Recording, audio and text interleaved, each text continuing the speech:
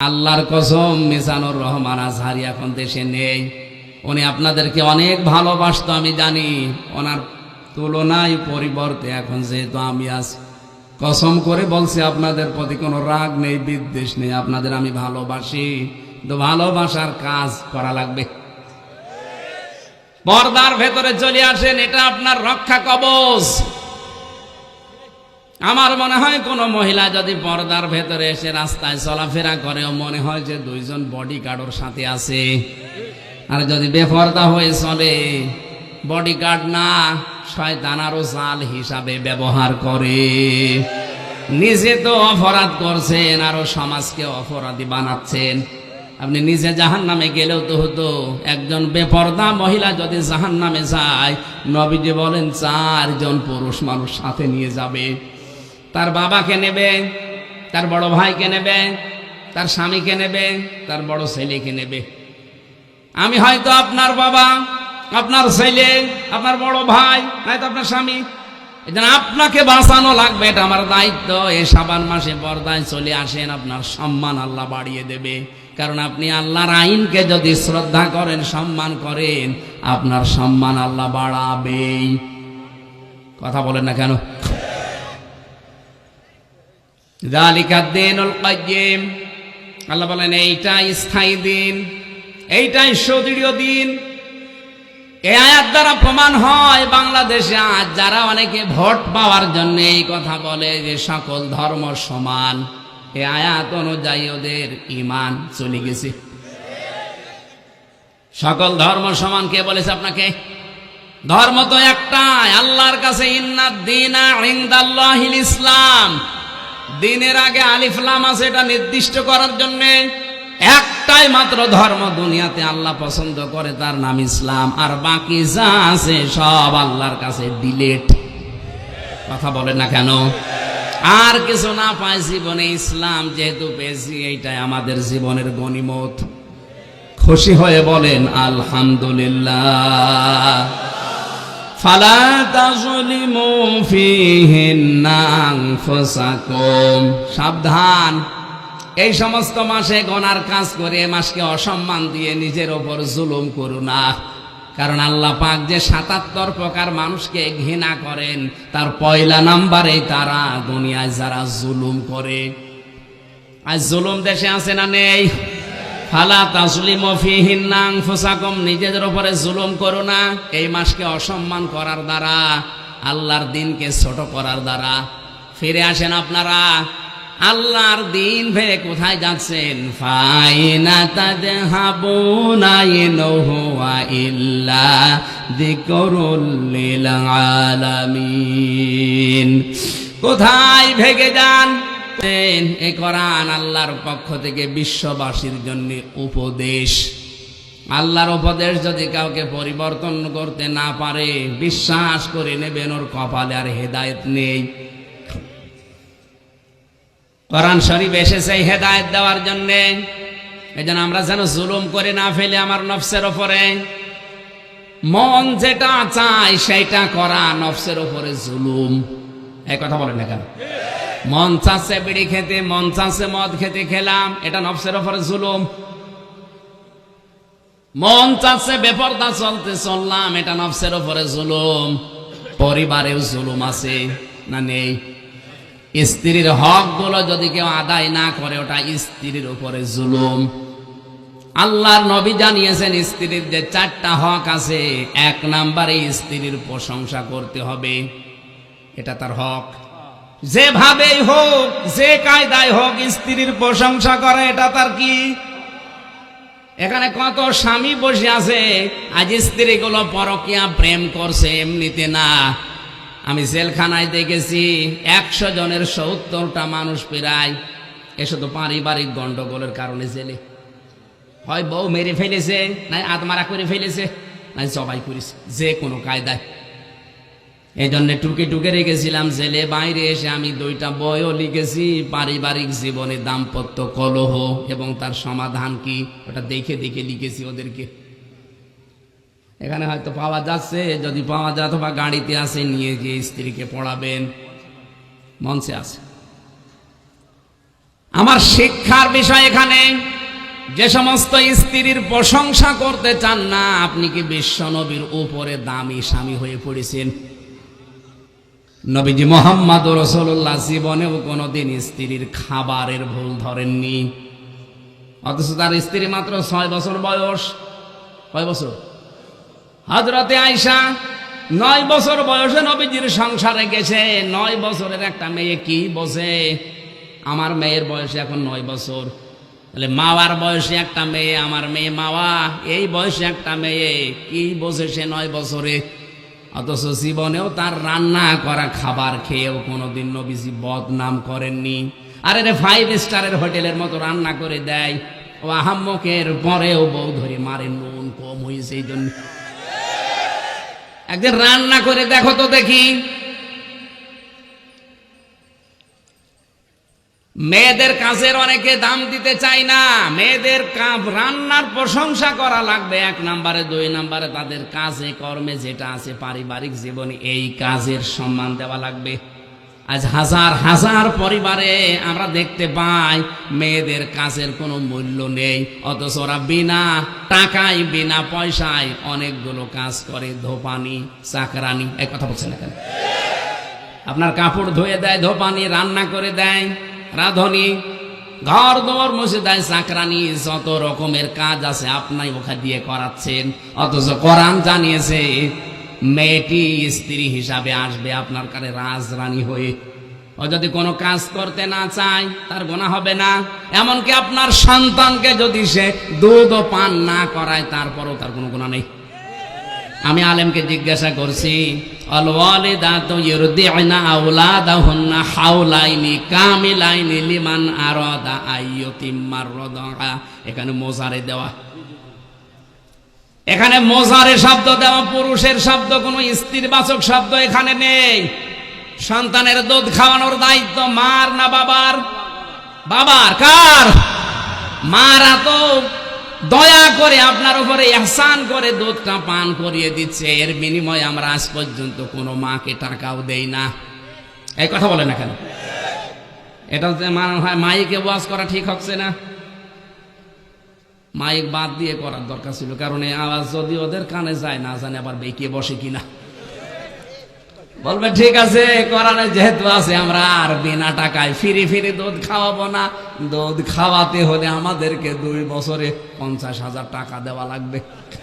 এবার আপনি মরেন, আপনার সওয়াল নিয়ে মেয়ে নিয়ে আপনি মরেন। মেয়েদের পরিবারস্থ লোকদের যে কাজ আপনি হিসাব করে কোলাতে পারবেন না। আমার দাদা বেঁচে ছিল যখন একটা গল্প বলতো, এক লোক ওইরকম খালি গরম দেয়, স্ত্রীর কাজের কোনো দাম দেয় না। ওর স্ত্রী একদম বলেই ফেলেছে, কি গো তুমি কোনো কাজে মন পায় না তোমার, ঠিক আছে তোমার কাজ আমারে দাও, আমার কাজ তুমি করো। ও বলছে তোমার আবার এই কাজ হইল নাকি?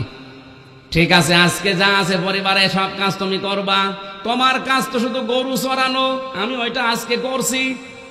পুরুষের পোশাক পরে গেছে মাঠে, গরু চড়িয়ে সারাদিন পরিশ্রম করে করে আসতেছে। এ ভাত রান্না করার জন্য চাউল দরকার, যে দেখে চাউল ছাড়া নেই, ওই খোদ বা গোড়া সহ আছে, ওটা এখন ঝাড়তে হবে পরিষ্কার করার জন্য। কোলা নিয়ে এসেছে, যে কোলা নাকি বলে, কোলা নিয়ে এসেছে চাউল ঝাড়বে। কিন্তু চাউল ঝাড়তে হলে তো নিচে একটা আওয়াজ দেওয়া লাগে হাত দিয়ে, তাছাড়া ঝাড়া হয় না। ও চিন্তা করছে আমার বউ তো চাউল ঝাড়ে কিন্তু টক টক করে একটা আওয়াজ হয়, সে কাঠি কই, কাঠি খুঁজতে পাচ্ছে না। ভাত রান্না না করে বসে আছে। ও মহিলা ছাগল গরু চড়িয়ে বলছে, কই কি করেছো? বলছে তোমার মতো বজ্জাত মহিলার সাথে সংসার করাই কঠিন। কোলার নিচে চাউল ছাড়তে গেলে যে টক টক করে আওয়াজ হয়, সে কাঠি কই। বলো তুমি কাঠি খুঁজতেছ, আর আমার কাজের কোনো দাম দাও না, এবার আমার কাছে দাও, দেখো টক টক করে আওয়াজ কি করে হয়। একদিন আপনি পারবেন না। এই জন্য স্ত্রীর উপর আমরা যেন জুলুম করে জালেম হয়ে না যায়। আল্লাহ কিন্তু ঘৃণা করে সবচাইতে বেশি জালেমকে, আর আল্লাহর মামলাও হবে জালেমের বিরুদ্ধে। স্ত্রীর খাবারের প্রশংসা করা লাগবে, স্ত্রীর কাজের প্রশংসা করা লাগবে। আল্লাহ চান না কোন সংসার ভেঙে যাক। ছোটখাটো কোনো বিষয়ে যদি মনোমালিন্য হয়েও থাকে, খুব বেশি দিন গড়াবেন না, তাড়াতাড়ি করে মিল করা লাগবে। স্ত্রীর সাথে যদি এভাবে থাকতেই থাকে গন্ডগোল লেগে, আমার যতটুকু ধারণা 3 দিন পার হয়ে গেলে শয়তান আর বসে থাকে না, ও 2 জনকে ফসলায় আর কি হবে, চলে যা, তোর জন্য তোর সাবেক আছে। কথা বলে না কেন? 2 জনকে যেহেতু শয়তান ফসলাচ্ছে, শেষ পর্যন্ত সোনার সংসারটা ভেঙে যায়, মাঝখান থেকে সন্তানগুলো জাহান্নামে পড়ে। 2-3 সন্তান, 4 সন্তানের মা রেখে বাবা আর জায়গায় বিয়ে করছে, মা চলে যাচ্ছে আর এক জায়গায়। এদের দিকে একটু তাকালেন না? এর বাবা তো হয়তো আর একটা সংসার করবে, কিন্তু এই বাচ্চাগুলো শেষে সাগরে পড়া ছাড়া উপায় থাকে না। আল্লাহ আমাদেরকে এই জায়গায় যেন শয়তান ধোঁকা দিতে না পারে, বলেন আমিন। নবীজি বলেন, স্ত্রীর সাথে মাঝে মাঝেই নিজে আনন্দ করবা। এমনকি স্ত্রী ব্যবহারের পরে কোনো মানুষ যদি গোসল করে, যতগুলো ফোঁটা ফোঁটা পানি মাথা থেকে পড়বে, অতগুলো নেকি হবে। সাহাবীরা বললেন, হুজুর এই কাজে নেকি হয়? আল্লাহর নবী বলেন, এই কাজটা যদি তুমি অন্যের স্ত্রীর সাথে করতে কি হইতো? বলে গুনাহ হতো। তো সেই গুনার কাজ না করে জায়েজ জায়গায় যদি এ কাজ করো, তো তোমার সওয়াব হবে না কেন? অবশ্যই তোমার সওয়াব হবে। কোন স্বামী যদি স্ত্রীর হাত চেপে ধরে, আর স্ত্রী যদি হাসি মুখে হাতটা, 2 জনে চেপে ধরার ভেতরে যতগুলো গুনাহ ছিল দিনের ভেতরে, সগীরা গুনাহ আল্লাহ ঝরিয়ে দেয়। এই জন্যই নবীজি বলেন, আমার কাছে 3টা জিনিস বেশি ভালো লাগে, একটা সুগন্ধি, আর একটা স্ত্রী, আর একটা আমার নামাজ। আমাদের কাছেও সুগন্ধি ভালো লাগে, কিন্তু অনেকের কাছেই দুর্গন্ধ বেশি ভালো লাগছে, এই জন্যই বিড়ি খায়। কথা বলেন না কেন? বন্ধ করা লাগবে বিড়ি খাওয়া। অনেক মানুষ আজ ফতোয়া বের করেছে, তেমন কিছু না, এ নাই মাকরুহ। 2 নম্বরে নবীজির কাছে নামাজ ভালো লাগতো, আমাদের কাছে নামাজ ভালো লাগে, কিন্তু নামাজের শিক্ষা ভালো লাগে না। নামাজের 17টা শিক্ষা আছে, কয়টা? বলেন। আল্লাহর নবী বলেন, নামাজ প্রথম তোমাকে শিক্ষা দেয় কি করে পরিপাটি হওয়া লাগবে। আজ আমাদের জীবনটা পরিপাটি না, এলোমেলো। যদি আমরা নামাজের মতো ট্রেনিং নিয়ে জীবনটা চালাতে পারতাম, এ দেশ জান্নাত হয়ে যেত। 3 নম্বরে আমার স্ত্রী আমার কাছে ভালো লাগে, আমাদের কাছেও স্ত্রী ভালো লাগে, কিন্তু নিজেরটা বাদ দিয়ে অন্যেরটা। কথা বলেন না কেন? আল্লাহ আমাদের হেফাজত করুন, বলেন আমিন। খুনসুটি করবেন, আপনি আনন্দ উল্লাস করেন নিজের স্ত্রীর সাথে, মোবাইলে যদি প্রেমের আলাপও করেন, মনে করবেন নফল নামাজের সওয়াব হচ্ছে। আল্লাহ আমাদেরকে বাস্তব জীবনে স্বামী স্ত্রী যেন জুলুম হয়ে না যায় কোনো বিষয়ে খেয়াল করার এই শাবান মাসে তৌফিক দিন, আমিন। ওয়াকাতিলুল মুশরিকিনা কাফাতান কামা ইউকাতিলুনাকুম কাফা। আল্লাহ পাক বলেন, তোমরা লড়াই করো, সংগ্রাম করো মুশরিকদের বিরুদ্ধে, যেভাবে ওরা ঐক্যবদ্ধভাবে তোমাদের বিরুদ্ধে লড়াই করে। আজ তামাম দুনিয়ার মুশরিকরা সব এক মুসলমানকে টাইট করার জন্যে। সুতরাং 57টা মুসলিম রাষ্ট্র এই শাবান মাসে এক হওয়া লাগবে। আমার মনে হয় শাবান মাসের সম্মানার্থে আয়াত যদি আমরা সত্যিই বুঝতাম আর মেনে নিতে পারতাম, ফিলিস্তিন এমনিতেই স্বাধীন হয়ে যেত। ওয়ালামু, জেনে রাখো, আন্নাল্লাহা মাআল মুত্তাকিন, অবশ্যই আমি আল্লাহ মুত্তাকিদের সাথে আছি। মুত্তাকি কাকে বলে? তাফসিরে মুত্তাকির আমি সংজ্ঞা পেয়েছি, কেউ যদি মুত্তাকি হতে চায়, যাকে আল্লাহ ভালোবাসে, মহাব্বত করে, তার ভেতরে 10টা গুণ থাকা লাগে। কয়টা? সূরা বাকারার 177 নম্বর আয়াতের এই আয়াতের ব্যাখ্যাটা করা আছে। কিশোরগঞ্জ জেলার করিমগঞ্জ থানার অন্তর্গত লাখপুর সরকারি প্রাথমিক বিদ্যালয় মাঠে যুব সমাজ ও এলাকাবাসী কর্তৃক আয়োজিত তাফসিরুল কোরআন মাহফিলের স্বনামধন্য সভাপতি জনাব মাওলানা মুফতি নাসির উদ্দিন, বিশিষ্ট ইসলামী চিন্তাবিদ, শিক্ষাবিদ, আরফা'না লাকা যিকরাক, বলেন আমিন। সহ সভাপতি মাওলানা আব্দুল বারী লাখপুরি, মাওলানা সাইদুর রহমান, আতালাল্লাহু উমরাহু ওয়া বারাকাল্লাহু ফি হায়াতি, বলেন আমিন। এখানে আমার পরে যারা কথা বলবেন, ইসলামিক চিন্তাবিদ, ইসলামী আলোচক জনাব মাওলানা মোল্লা নাজমুল হাসান, মাওলানা হোসাইন আহমেদ মাহফুজ চুয়াডাঙ্গা, মাওলানা মুফতি মুজাহিদুল ইসলাম ঢাকা, মাওলানা মুফতি আলাউদ্দিন করিমগঞ্জ, মুফতি আব্দুল কাদের করিমগঞ্জ, আমন্ত্রিত মেহমান, আমন্ত্রিত ওলামা একরাম, যত মানুষের নাম দিয়েছেন একটা একটা করে নাম বলে দোয়া করতে গেলে অনেক সময় লাগে, একবারে দোয়া করে দিলাম। আল্লাহ এদের সম্মান মর্যাদা দুনিয়া আখিরাতে যেন বাড়িয়ে দেন, বলেন আমিন। সামনে বসা মুসলমান ভাইরা, পর্দার আড়ালের সম্মানিতা মা এবং বোনেরা, প্রশাসনের ভাইরা, প্রাণ প্রিয় করিমগঞ্জবাসী, দল মত নির্বিশেষে সেই জোহরের পর থেকে পর্যন্ত কোরআন শোনার জন্য যারা বসে আছেন, এই যে বিশাল ধৈর্যের পরিচয় দিয়েছেন, আল্লাহ যেন উত্তম জাযা দান করেন, আমিন।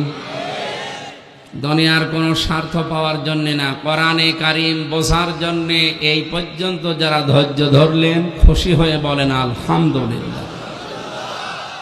ধৈর্যের ফল মিষ্টি হয়, ইনশাআল্লাহ আজকে মিষ্টি হবে। আল্লাহ আমাদেরকে যেন জান্নাত দিয়ে সেটা প্রমাণ করে দেন। কোরআন শুনতে এসেছি যারা, নবীজি বলেন মান ক্বালা বিহি সাদাকা, যারা কোরআন দিয়ে কথা বলবে এরা সত্য কথা বলবে। সুতরাং কোরআনের কথার বাইরে যত কথা আছে সব কিছুর ভেতরে ভেজাল আছে, এ কথা মানেন তো? আমান আমিলা বিহি উজিরা, যারা কোরআন দিয়ে আমল করবে এদের পুরস্কার আল্লাহ নিজে দান করবেন। কোরআনে কারিমের আমল আছে 500, কত? আর কোরআনের সবক 9টা। কোরআনে পৃথিবীতে আমাদেরকে সবক দিয়েছেন 9টা। বাংলাদেশ সহ ভারত এবং এই ছেলে কি হয়েছে, কি কে দেখবেন কি আপনি? কথা শোনার চেষ্টা করেন, আমি কি পরিমণি আমার দেখবেন? আমার দেখার কি আছে বলেন? আমার এমনি শরীর চলে না, আমার কি দেখবেন? কথা শুনতেছেন, কথা শুনেন। এখানে কত আলেম বসে আছে দেখছেন না? বেয়াদবি করবেন না ভাই।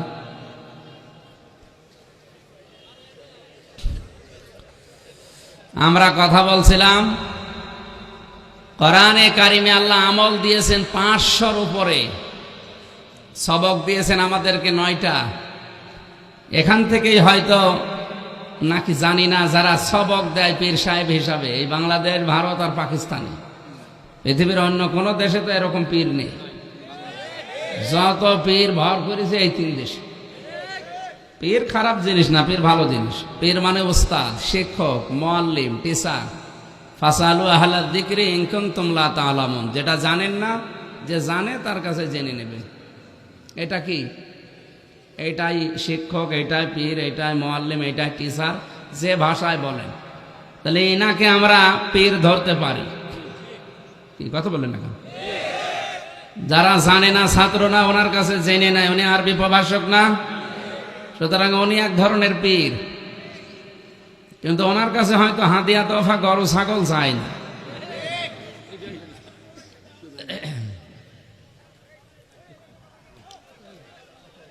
কোরআনে কারিমে আল্লাহ যে সবকগুলো দিয়েছেন, আমরা যদি ওইভাবে ওই সবকগুলো নিতে পারতাম, বাংলাদেশে আমার মনে হয় কারো লাগতো না, শুধু পীরের মুরিদরা এই দেশে ইসলাম কায়েম করে ফেলত। 48,000-এর উপরে দেশে পীর, মুরিদ কত লক্ষ কোটি আছে। 9টা সবকের প্রথম সবক আল্লাহ নবীকে দিয়েছিলেন, ইকরা, হে নবী আপনি পড়েন। 48,000 দরবার, বলেন তো কোন দরবারে গেলে পীর সাহেব বলে মুরিদকে যে বাবা পড়ো? আপনি একটা দরবার দেখান, আমি সেখানে যাব। নেই, একটাও পাইনি আমি। ছিল আগে চট্টগ্রামের মরহুম আব্দুল জব্বার মাওলানা, উনি ইন্তেকালের পরে এখন আর এগুলো আসে না। আর বাকিগুলো তো বাদই দিলাম, যেখানে যাই সেখানে বলে হো হো জিকির কর। জিকির তো বাস্তবে করাই লাগবে, মাস্ট বি। ইয়া আইয়ুহাল্লাযীনা আমানু যিকুরুল্লাহা যিকরান কাসীরা ওয়াসাব্বিহুহু বুকরাতাও ওয়া আসীলা। ওহে যারা ঈমানের দাবি করো, তোমরা আল্লাহর জিকির বেশি পরিমাণে করো। এখানে কাসীর না দিয়ে আল্লাহ কাসীরা দিয়েছে।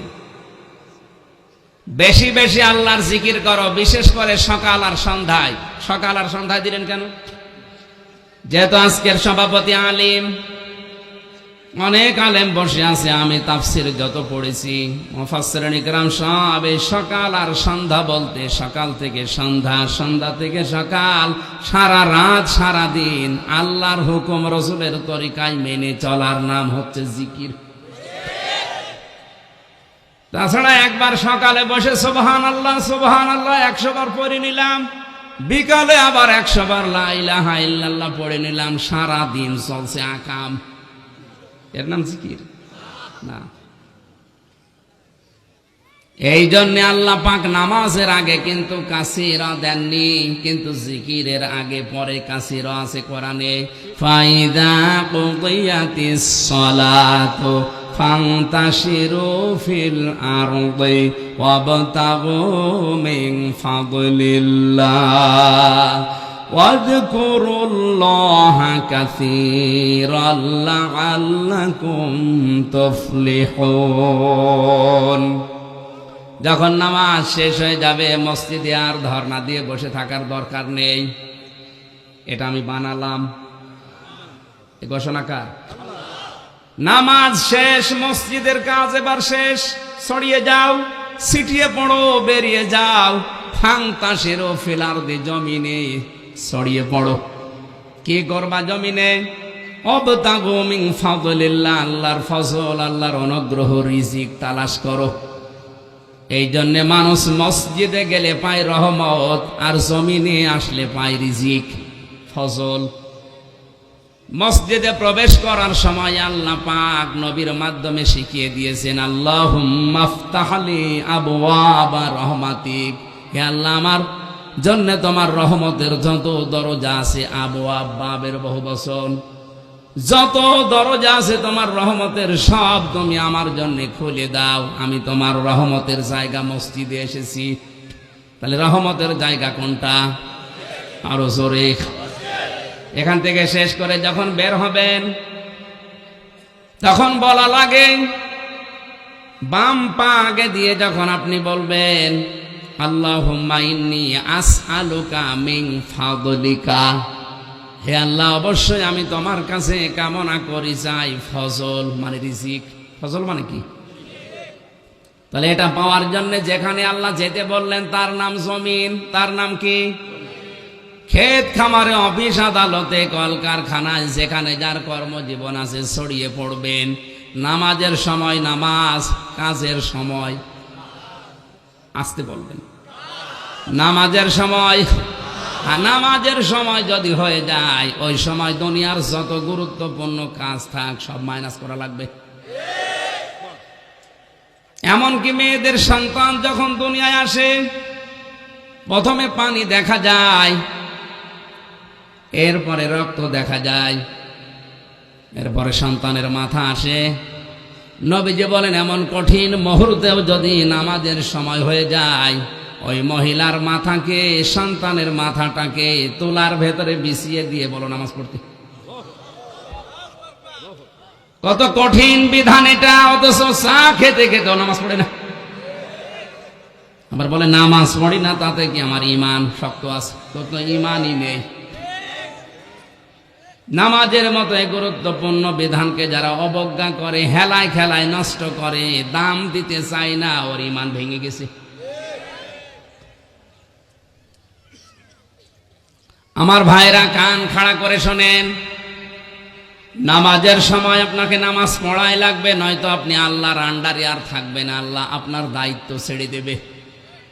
এজন্য ফরজ নামাজ যারা পড়ে না, আল্লাহ বলেন আমি তাদের দায়িত্ব ছেড়ে দেই। বলেন নাউজুবিল্লাহ।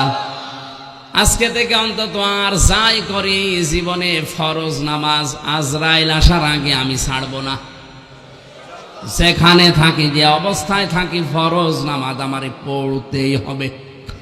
সুন্নত নফল মুস্তাহাবে নামাজগুলো যদি আপনি পড়তে সময় না পান পরে পড়ে নেবেন, কিন্তু ফরজ ছাড়া যাবে না।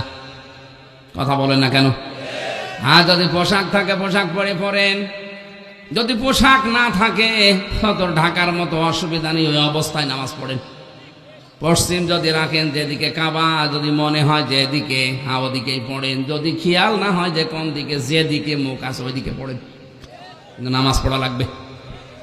নামাজ শেষ হয়ে গেছে, এখন আর আপনাকে মসজিদে বসে বসে থাকার দরকার নেই। যান, ছড়িয়ে ছিটিয়ে যাবেন। কত মানুষ আছে দেশে দেখি নামাজের পরে মসজিদে ফ্যান জোরে টাঙিয়ে দিয়ে উনি ঘুমাচ্ছে। ফ্যানের বিল কি তোমার বাবা দেবে নাকি? কোন কারণে, বিনা কারণে আপনি ফ্যান মসজিদে টাঙিয়ে দিয়ে ঘুমিয়ে আছেন? নামাজের পরেও মসজিদে থাকলে ক্ষতি আছে, আছে নাকি? কি জানেন না? আমি জানি। হ্যাঁ, বলছে কোন, তার মানে কম, মানে কথা বলতে বলছে। ও কোন? হ্যাঁ, এখানে এটা করিমগঞ্জ না? আমার কুষ্টিয়া ভার্সিটির এক স্যারের বাড়ি এখানে, ডক্টর এরশাদুল্লাহ স্যার। এখানে নাকি কিশোরগঞ্জ পাকন দিয়া বাড়ি না? করিমগঞ্জ না? কোথায় শুনতাম আগে? মুজাহিদুল ইসলাম। কোন বিভাগের স্যার উনি? দাওয়া স্যার আমি চিনি না। আমি আল কোরআনে ছিলাম। এরশাদুল্লাহ স্যার আমাদের শ্রদ্ধাভাজন উস্তাদ। কিশোরগঞ্জে বাড়েন, কোন থানা ওটা মনে নেই। যাই হোক, স্যারকে আল্লাহ রাব্বুল আলামিন হায়াতে তাজ্জেবা সিহাতে কুল্লিয়া যেন দান করেন। আমার খুব প্রিয় স্যার ছিল, অনেকদিন দেখি না, সেই 16 সালের পর থেকে আর দেখা নেই, আর যাওয়াও হয় না ব্যস্ততার কারণে। স্যার উনি ওনার ক্যাম্পাস নিয়ে আছে। আমরা কথা বলছিলাম, নামাজের পরে যদি বিনা কারণে কেউ মসজিদে থাকে, যার কোনো কাজ নেই, তার দ্বারা ক্ষতি কি? এক এলাকায় বিদ্যুৎ নেই, এলাকার মানুষেরা খুব কষ্ট করে টাকা পয়সা দিয়ে জেনারেটর কিনেছে মসজিদের জন্য, আর কয়েকটা ফ্যান টাঙিয়ে দিয়েছে। কয়েকজন চিন্তা করছে আমাদের বাড়িতে তো ফ্যান নেই, বিদ্যুৎ নেই, রাতের বেলায় গরমে ঘুম হয় না। মুয়াজ্জিনকে বলছে, ভাই আপনাকে আমরা রাত্রে কিছু টাকা দেব, এশার নামাজ পড়ে যখন চলে যাবেন চাবিটা দিয়ে যাবেন। আমরা রাতে মসজিদে ঘুমাবো, ফজরের নামাজের সময় যখন আজান দিতে আসবেন চাবি দিয়ে আমরা আবার চলে যাব, আমরা নামাজ পড়বো না। মুয়াজ্জিন বলছে, এমনি এমনি চাবি দেওয়া যাবে না, টাকা লাগবে। ঠিক আছে, প্রতি মাসে আমরা এই 4 জন আপনাকে 1000 টাকা দেব মনে করেন। মুয়াজ্জিন গরিব মানুষ, রাজি হয়ে গেছে। ওরা 4 জন মিলে ফ্যান দিয়েছে 12টা। মানুষ কয়টা? যাদের ফ্যানের নিচে থাকার অভ্যাস নেই, ওরা যদি একবার ফ্যান পায়, আরো তো হাই স্পিডে ঘুরছে, জনমের ঘুম দিয়েছে। কোথায় কার কাপড় আল্লাহ জানে, আর ওরা জানে। মুয়াজ্জিন ফজরের নামাজ পড়তে এসেছে, আজান দেবে, লাইট যে জ্বালিয়েছে দেখে, নাউজুবিল্লাহ, তাড়াতাড়ি করে লাইট বন্ধ করে হজের মাঝে দাঁড়িয়ে বলছে, হারাম। কি হলো? মসজিদে থাকা হারাম। ইমাম মুয়াজ্জিন সাহেব, আপনি তো ফতোয়া দিয়ে দিলেন মসজিদে থাকা হারাম, কোন দলিল আছে বলেন? দলিল লাগবে না, আমি নিজে দেখেছি। কিসের দলিল? আমি নিজে দেখলাম, বিনা দলিলে মসজিদে থাকা যাবে। বের হ। আপনি কোন কারণে নামাজের পরে বসে বসে আছেন, শুয়ে আছেন, আপনার কোনো কাজ নেই? লাকাদ খালাকনাল ইনসানা ফি কাবাদ, অবশ্যই আমি মানুষকে কষ্টের পরে কষ্ট সহ্য করে বানিয়েছি দুনিয়ায়। তাকে কষ্ট করা লাগবে, শ্রম দেওয়া লাগবে, কারণ এই যে ঘাম, শহরে শ্রম দিতে গেলে ঘামের মূল্য আল্লাহর কাছে অনেক বেশি। আল কাসিবু হাবিবুল্লাহ, যারা কাজ করে খায়, নবীজি বলেন এরা আল্লাহর বন্ধু। এই জন্য নামাজ শেষ, মসজিদ থেকে আপনি বের হয়ে যাবেন, শব্দের দিকে খেয়াল করে দেখবেন, নামাজের আগে কিন্তু আল্লাহ উযকুরুল্লাহ কাসীরা দেয়নি। কারণ আল্লাহ জানে যে নামাজ পড়তে গেলে মানুষ এমনি আমাকে ডাকবে। কিন্তু কর্মজীবনে যে জমিনে যখন ছড়িয়ে যাবেন, যার যেখানে কর্মজীবন আছে ওই জায়গায় যে যেন মানুষ আল্লাহকে স্মরণ করে, কম না বেশি? অযকুরুল্লাহ কাসীরা। রিজিক তালাশ করতে গিয়ে এখন আর জিকির কম করলে হবে না, এখানে জিকির বেশি করা লাগবে। এখানে যে জিকির, এইটা কি? ওখানে বসে বসে সুবহানাল্লাহ পড়া। যেখানে যেই বিধান আছে ওই বিধানটা ওখানে ওইভাবে পালন করার নাম তাহলে জিকির। এজন্য সাব্বিহুহু বুকরাতাও ওয়া আসীলার ব্যাখ্যায় মুফাসসিরিন ইকরাম লিখেছেন, সকাল থেকে সন্ধ্যা, সন্ধ্যা থেকে সকাল, সারা দিন সারা রাত আল্লাহর বিধান রাসূলের তরিকায় মেনে চলার নাম জিকির। আপনি এই শিক্ষা দিতে পারেন না দরবারে? কোরআনের প্রথম সবক তাহলে আল্লাহ যেটা দিয়েছে তার নাম পড়ো। আপনাকে পড়া লাগবে আগে।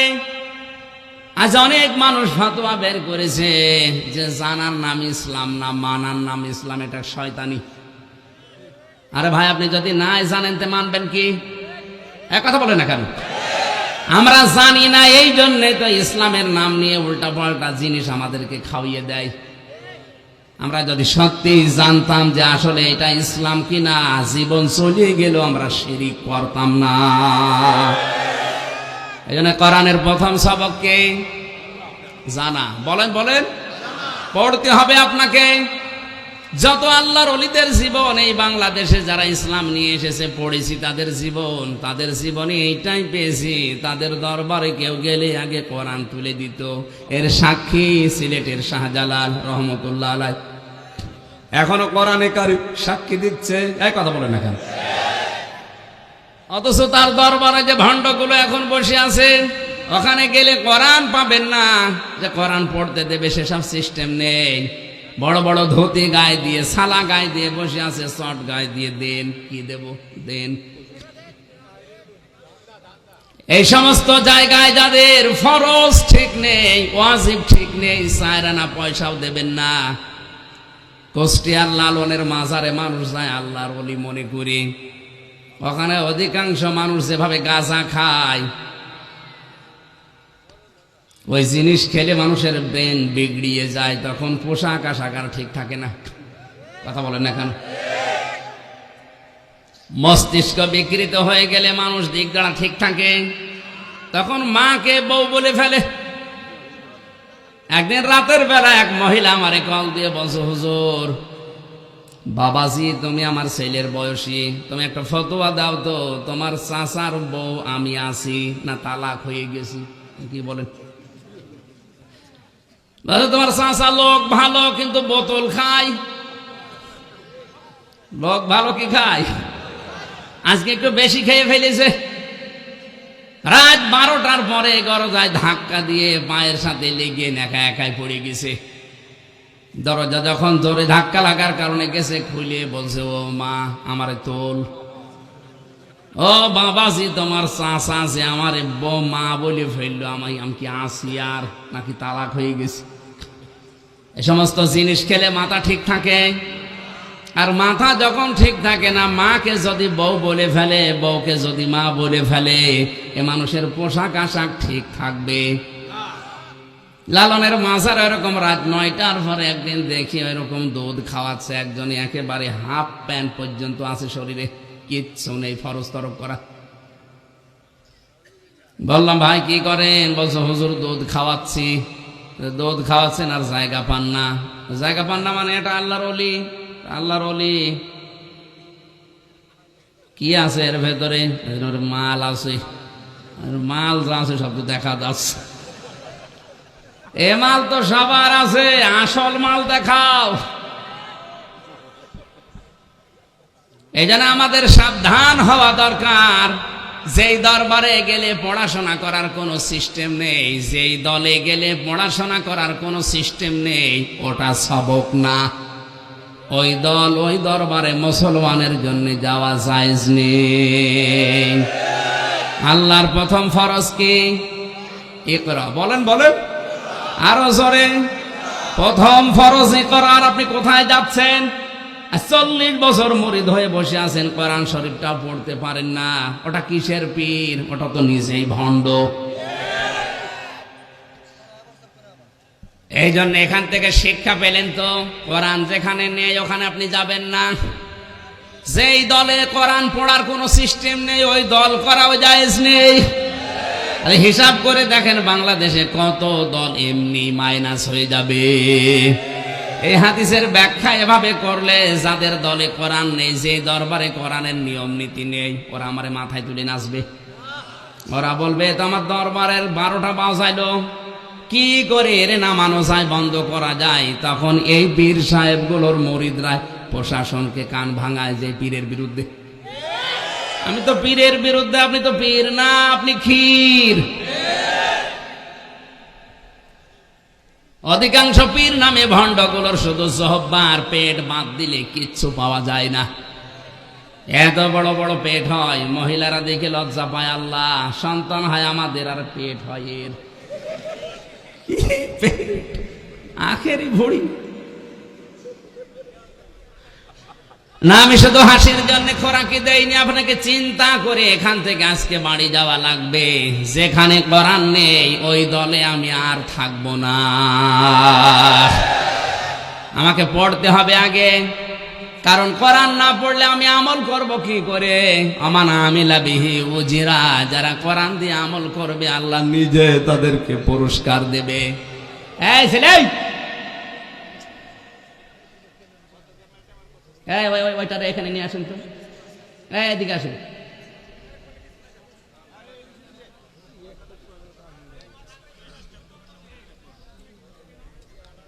আমান হাকামা বিহি আদালা, যারা কোরআন দিয়ে বিচার করে। আজকে যারা দায়িত্বে আছেন, আমাদের জননী প্রধানমন্ত্রী শেখ হাসিনা থেকে শুরু করে সবাইকে আহ্বান জানাবো, ন্যায় বিচার কায়েম করতে চাইলে কোরআনের বিচার লাগবে।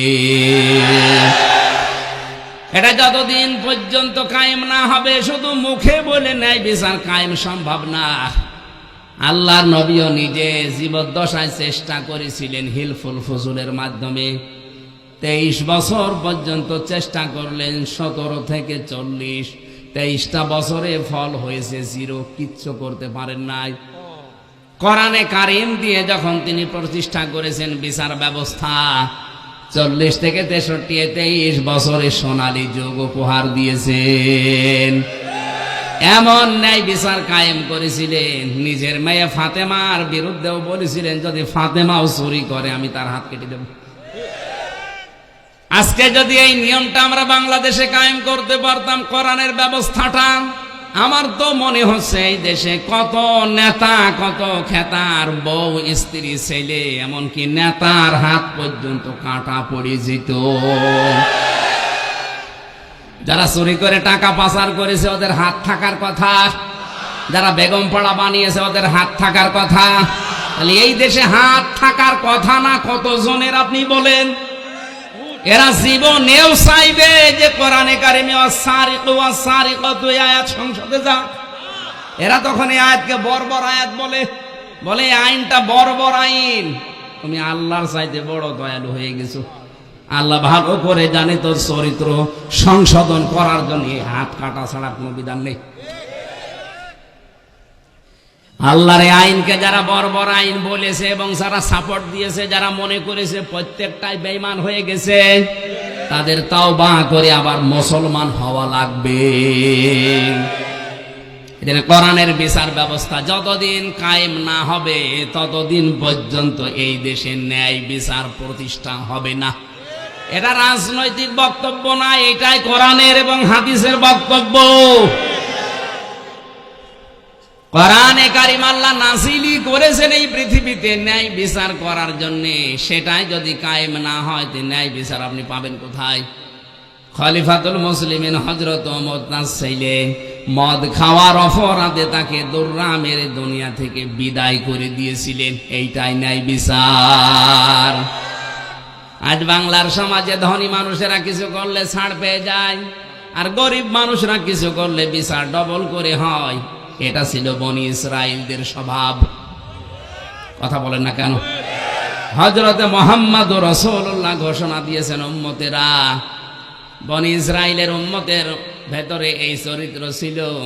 ওরা ধনীরাকেও যদি কিছু করতো ছেড়ে দিত, আর গরিব মানুষ যদি চুন থেকে পান খসত তার বিচার ডবল করে করত।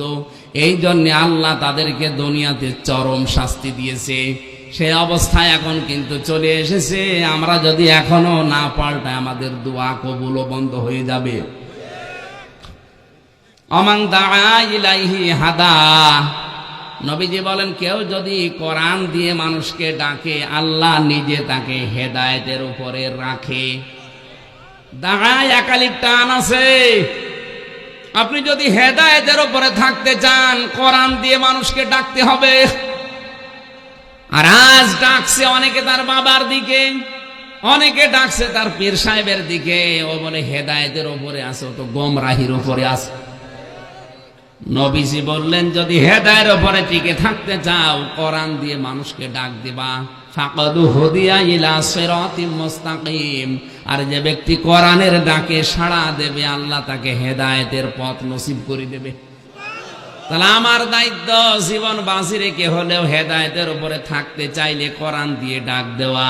আর আপনি যদি সাড়া দিতে পারেন মহান আল্লাহ আপনাকে সিরাতে মুস্তাকিম নসিব করে দেবেন। এই উদ্দেশ্য নিয়েই তো আজকে আমরা এসেছি নাকি? দরুদার সালাম পড়ছি আমাদের নবী মুহাম্মদুর রাসূলুল্লাহ সাল্লাল্লাহু আলাইহি ওয়াসাল্লামের প্রতি। কোরআনে কারিমের সূরা তাওবার 36 নম্বর আয়াতটা আমরা পড়েছি। যেহেতু এটা শাবান মাস, এ মাসের দিকে ইঙ্গিত দিয়ে আমি আয়াতটা পড়লাম। জবান খুলে মাসের কিছু শিক্ষা এই আয়াত থেকে বের হবে, আমরা যেন নিতে পারি। পড়েন আউযু বিল্লাহি মিনাশ শাইতানির রাজিম, বিসমিল্লাহির রহমানির রহিম।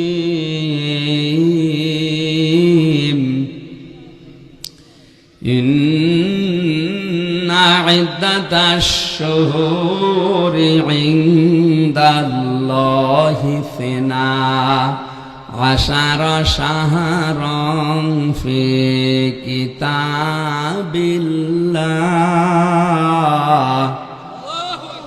ইয়াওমা খালাকাস সামাওয়াতি ওয়াল আরদা মিনহা আরবাআতুন হুরুম। আল্লাহ পাক বলেন আসমান আর জমিন যেদিন আমি তৈরি করি ওই দিন আমার কিতাবে 12টা মাসের নাম আমি লিখে রেখেছিলাম। খুব খেয়াল করে শোনেন, আল্লাহ পাক তার কিতাবের ভেতরে জমিন আসমান যেদিন বানিয়েছেন ওই দিন 12টা মাসের নাম লিখেছেন। কয়টা? ওটা জানুয়ারি, ফেব্রুয়ারি, মার্চ, বৈশাখ, জ্যৈষ্ঠ, আষাঢ়। কি? মিনহা আরবাতুন হুরুম, এর ভেতরে আবার 4টা মাস পবিত্র। তাফসীরে ইবনে কাসির লিখেছেন প্রথম মাসটার নাম হচ্ছে মুহররম, 2 নম্বরে জিলকাদ, জিলহজ, আর 3 নম্বরে পয়েন্টে 3টা মাসের নাম আছে, যে কোনো একটা হবে। কোন কোন তাফসীর কারক লিখেছেন হয় রজব, নাই শাবান, নাই রমজান। আমরা যেহেতু শাবান মাসে আছি আমরা শাবান মাসটা ধরলাম। তাহলে এই যে 4টা মাস এটা পবিত্র, এটা সম্মানিত মাস। ওই জামানার কাফের মুশরিকরা পর্যন্ত এই 4 মাসের সম্মান দিত। এই খেয়াল করো, 1500 বছর আগে আটটা নাসিল হয়। ওই জামানার যারা কাফের, যারা বেদিন, ওই সমস্ত মানুষগুলো এই 4টা মাসের সম্মান দিত। হয়তো মাসের পরে মাস মারামারি, গন্ডগোল, যুদ্ধ বিগ্রহ চলছে, এই 4 মাস হাজির হলেই বলতো ভাই ঠিক আছে এখন আর মারামারি হবে না, মামলা হামলা দাঙ্গা হাঙ্গামা হবে না, এ মাস চলে যাক তারপরে তোরে দেখব। যেহেতু শাবান মাস সম্মানিত মাস, এ মাসকে সম্মান দেওয়া দরকার।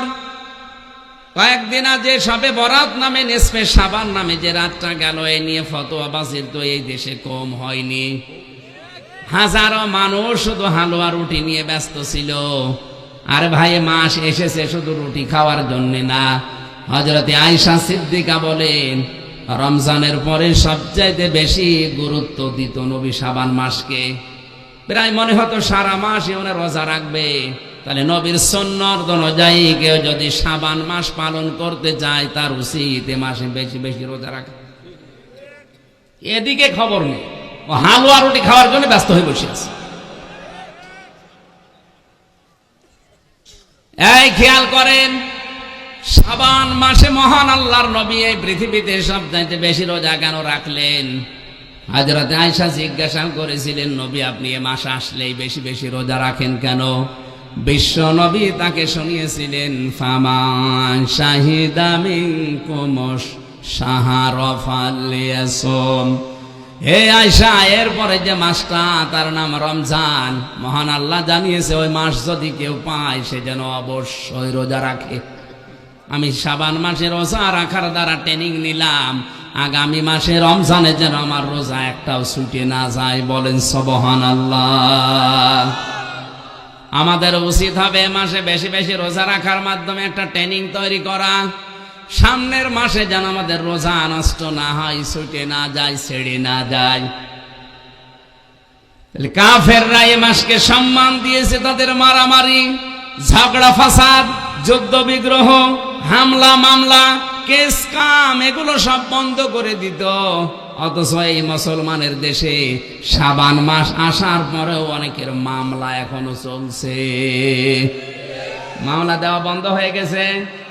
বলেন বলেন, আপনি কিসের শবে বরাত পালন করেন আমার তো বুঝে আসে না।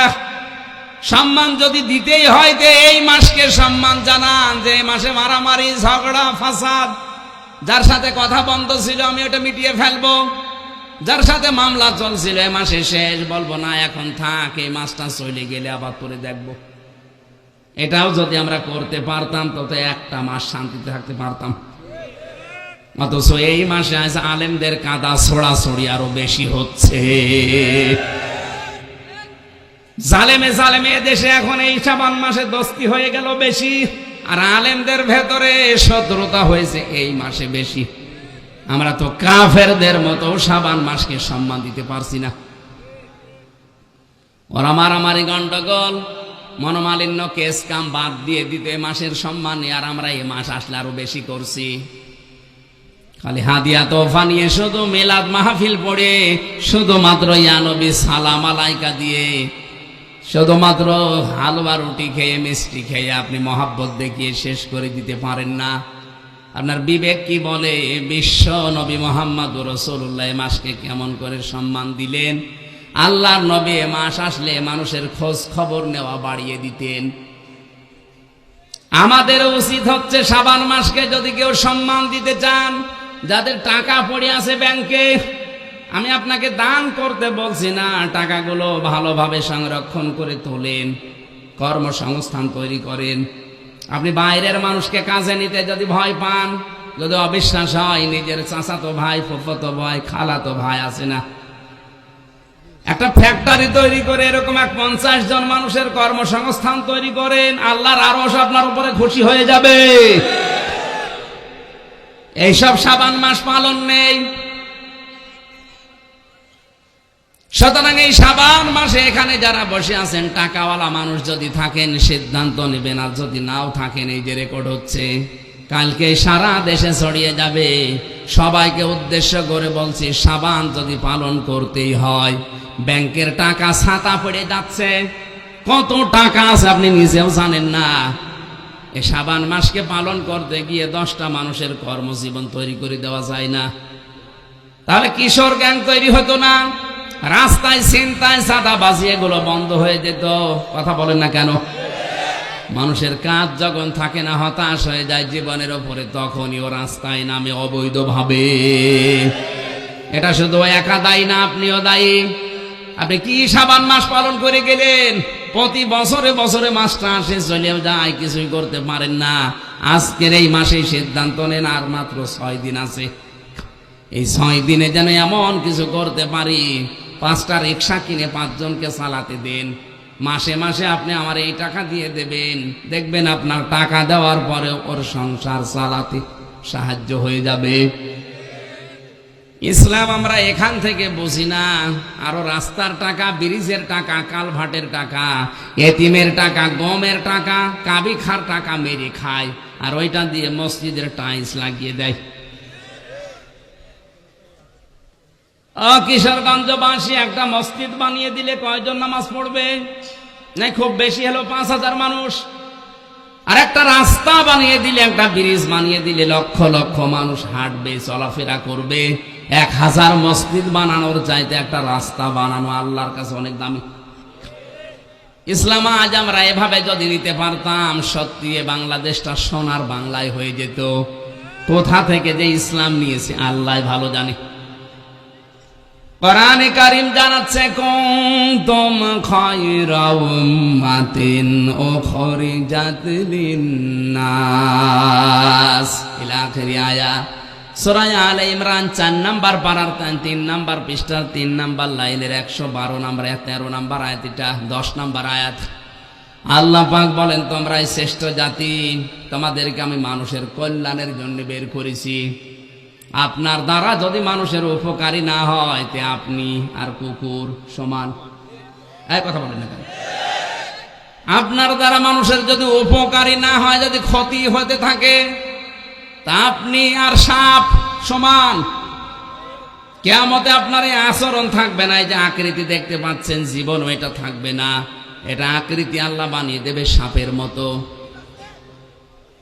সাপের কাজ কি বলেন তো? একটা মানুষকে সবল দেয়, লোকটা মরে যায়, সাপের কোনো লাভ হয়? আসতে বলেন।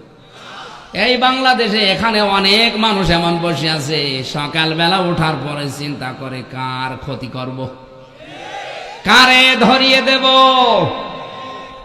কথা বলে না, নিজেই ধরিয়ে দেয়, নিজেই আবার থানায় যায়, অফিসারদের সাথে যোগাযোগ করে 50,000 টাকা দিয়ে নিজেই ছাড়ায়। মাঝখান থেকে পরিবারস্থ লোকদের কাছ থেকে টাকাগুলো হাদিয়া হিসাবে নিয়ে নেয়। এটা হয়তো এই জেলা এখনো শুরু হয়নি, কুষ্টিয়ায় চলছে।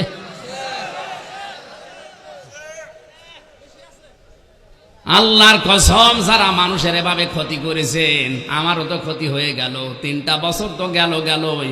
আমার বাবার লক্ষ লক্ষ টাকা বিনা কারণে গেল।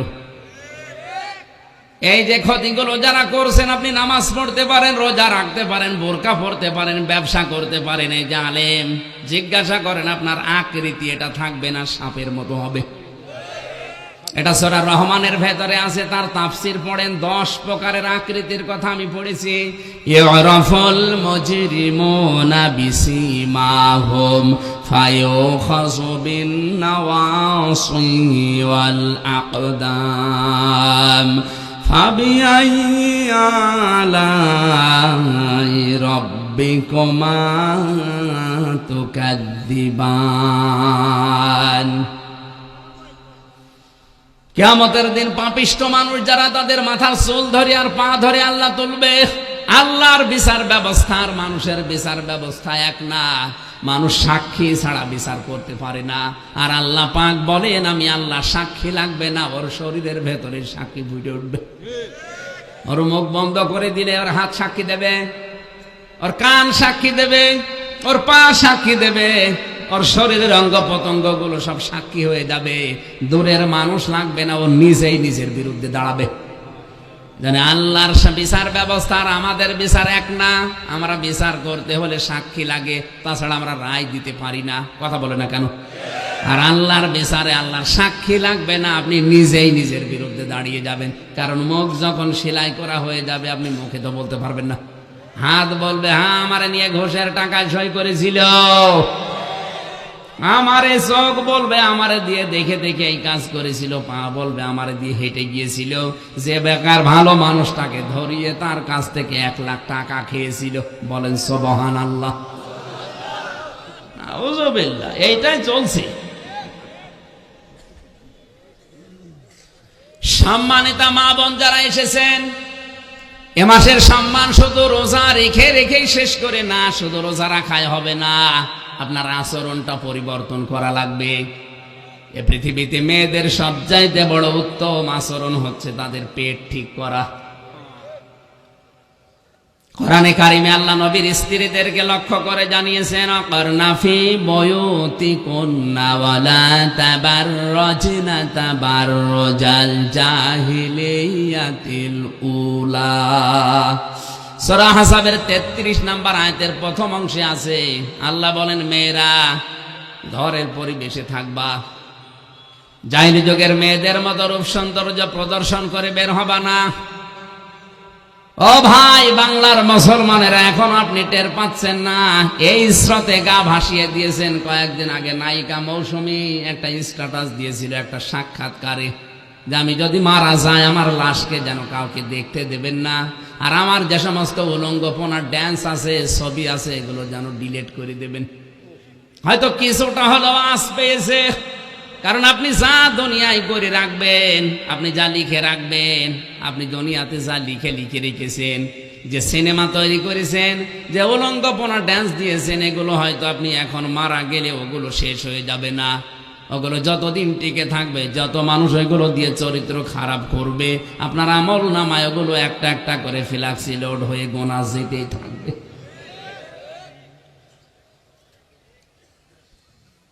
অনেকে বলে হুজুর আমার তো বিকাশ নাম্বার খোলা নেই। খোলা লাগবে না, এমনি চলে যাবে। এ মহিলা হয়তো কোনো আশ পেয়েছে, টাচ পেয়েছে, বিভিন্ন, এখন তো ইউটিউবে বিভিন্ন আলেমদের তাফসির পাওয়া যায়, হয়তো ওর মনে একটা লেগেছে। আল্লাহ পাক বলেন নুন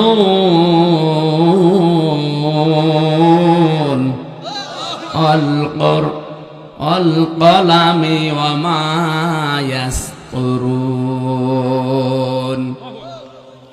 আল্লাহ কসম দিচ্ছেন কলমের। আমি চিন্তা করলাম এত জিনিস থাকতে আল্লাহ কলমের কসম কেন দিল? আমার চিন্তার রেখা শেষ হয়ে গেছে এইভাবে, যে দুনিয়ায় যত ভালো কাজ আর মন্দ কাজ বলেন সব কিছুর মূলে কিন্তু কলম। এক কথা বলেন না কেন? তাসলিমা নাসরিন ইসলামের বিরুদ্ধে লিখেছে কি দিয়ে? আরো জোরে। ডক্টর আহমেদ শরীফ ইসলামের বিরুদ্ধে লিখেছে কি দিয়ে? এখনো পর্যন্ত ব্লগে নবীর স্ত্রীদের, নবীর চরিত্র নিয়ে উল্টা পাল্টা লেখে কি দিয়ে? ফাঁসির রায় লেখে কি দিয়ে? জমি জায়গা জাল দলিল করি নাই কি দিয়ে? পৃথিবীর সব কিছু ভালো হোক মন্দ হোক দেখবেন কলমের মূলে আছে। এই জন্য আল্লাহ বলেন কলমের কসম, এবং কলম দিয়ে লেখকরা যা লেখে ওই লিখিত জিনিসেরও কসম। হয়তো আপনি 10 বছর পরে আর থাকবেন না, কিন্তু আপনার লিখে যাওয়া এই উপন্যাসটা থাকবে। এক কথা বলে না কেন? পবিত্র প্রেম নামে একটা সিনেমা বানিয়েছে একজনের উপন্যাস দেখে দেখে। আমি পড়েছিলাম উপন্যাসটা, নায়িকা ছিল মনে হয় মাহিয়া মাহি। মনে করছেন হুজুর কিচ্ছু জানি না, না? হ্যাঁ,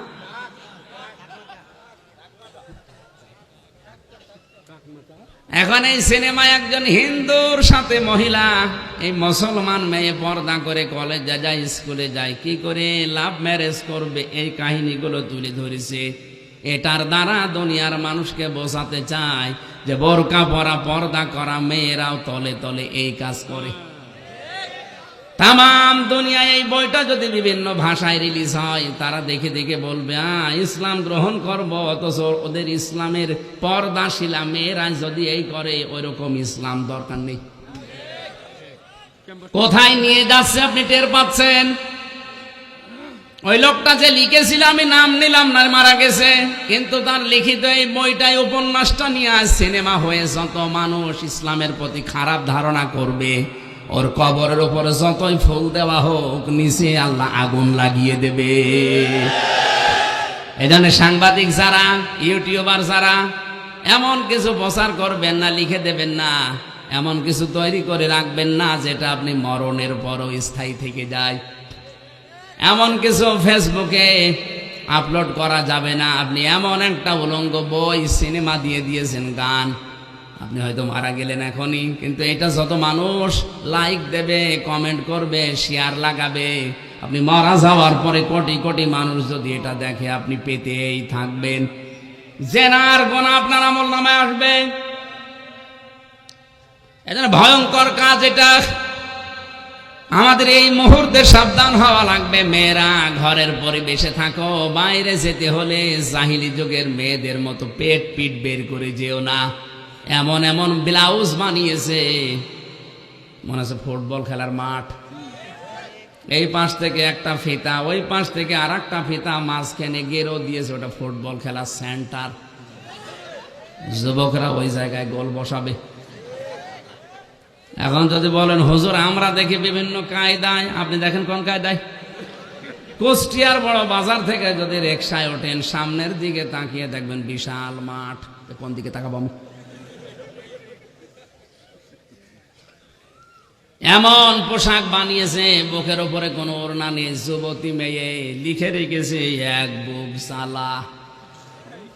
নাউজুবিল্লাহি মিন যালিক। মাথায় কোনো কাপড় দেয় না। যেই মহিলার চুল খোলা থাকবে, যত মানুষের চুল দেখবে, নবীজি বলেন প্রতিটি চুল কিয়ামতে কামড় দেবে সাপ হয়ে। সম্মানিত মা বোনেরা, এই শাবান মাসকে সম্মান দেওয়া শেখেন, পর্দার ভেতরে আসেন। আপনার পেটে যে আল্লাহ ভালো সন্তান দেবে, শাবান মাসে এমনিতেই দেবে না, এটা ভালো হওয়ার জন্য মা হওয়া লাগবে আব্দুল কাদের জেলানির মতো মা। আব্দুল কাদের জেলানি যে মায়ের পেটে এসেছিলেন, বাসর রাতে তার বাবা দৌড় দিয়েছে বাসর ঘর থেকে। স্ত্রী ডাক দিয়ে বলে, স্বামী আমার দৌড় দেবেন না, আমার বাবা আমার সম্পর্কে যা যা বলেছে একটু শোনেন, আমি ব্যাখ্যা করছি। আমার বাবা হয়তো আপনাকে বলেছিল যে আমি অন্ধ।